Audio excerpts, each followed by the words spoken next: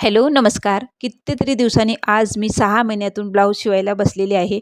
तर हे माझंच ब्लाऊज आहे. तर एकेकाळी मी एका दिवसाला 4-4, 5-5 अस्तरचे ब्लाऊज शिवायचे आणि आता एक ब्लाऊज शिवायला मला 2-3 दिवस तरी लागतात.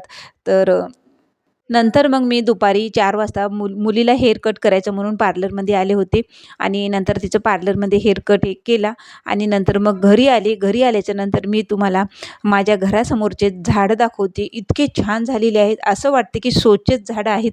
तर तुम्हाला हे कशाचे झाड आहेत ते तुम्ही बघा. तर इतके छान-छान असे झाडं आलेले आहेत. बिना मी लावण्याचे असंच आलेले आहेत. हे झाड आहे तिळाचं.